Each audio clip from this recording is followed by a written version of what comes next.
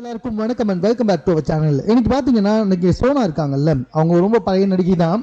But அவங்க என்ன சொல்லியிருக்காங்க அப்படின்னு சொல்லி பார்த்தீங்கன்னா, நடிகர் வடிவேலு ரொம்ப ரொம்ப மோசமானவர், ரொம்ப மட்டமானவர் அப்படின்ற வார்த்தையெல்லாம் பயன்படுத்தியிருக்காங்க.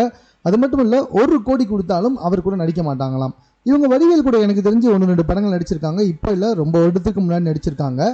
பட் எதனால இவங்க வடிவேலு இப்படி சொல்கிறாங்க, என்ன காரணம் அப்படின்றத வெளிப்படையாக சொல்லவே மாட்டாங்க. அதான் எனக்கும் சுத்தமாக புரியவே மாட்டுது. வடிவேலு மேலே நிறைய புகார் கொடுக்குறாங்க.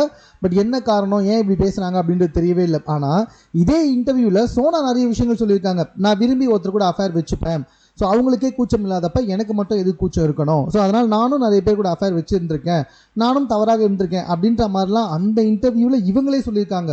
ஸோ இப்படிப்பட்ட வேலை எல்லாத்தையுமே இவங்க செஞ்சேன்னு சொல்லிட்டு இவங்களே அந்த இன்டர்வியூவில் வாக்குமூலம் கொடுத்துட்டு, ஆஃப்டர் தட் வடிவேலு ஒரு மட்டமானவர், அவர் கூட நான் நடிக்கவே மாட்டேன், 1 கோடி கொடுத்தாலும் நான் நடிக்க மாட்டேன் அப்படின்ற மாதிரி வந்துட்டு சொல்லியிருக்காங்க. எல்லாத்துக்கும் மேலே நிறைய பேர் வந்துட்டு இவங்க லவ் பண்ணுன்னு சொல்லியிருக்காங்களாம், லிவிங்லாம் இருந்திருக்காங்களாம். பட் யாருமே கல்யாணம் பண்ணிக்க மாட்டாங்களாம். அந்த மாதிரி நிறைய பேர் வந்துட்டு கிராஸ் பண்ணி வந்தாங்களாம்.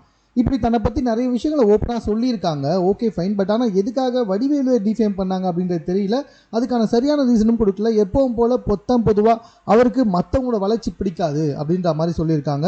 பட் உண்மையிலே அங்கே என்ன நடந்துச்சு அப்படின்றத பற்றி எதுவுமே சொல்லலை.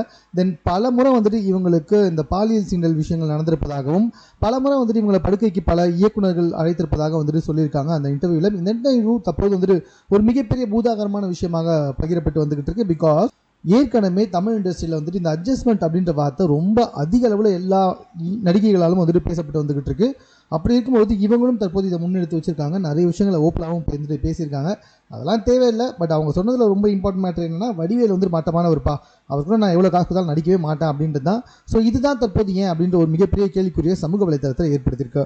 ஸோ இது சம்பந்தமாக உங்களுடைய கருத்து என்னன்றதை நீங்கள் கமெண்ட்டில் தெரியப்படுத்துங்க. மேலும் இது போன்ற செய்திகளை உடனுக்குடன் தெரிந்து கொள்வதற்கு நம்ம சென்னை சேனலை சப்ஸ்கிரைப் பண்ணுங்கள்.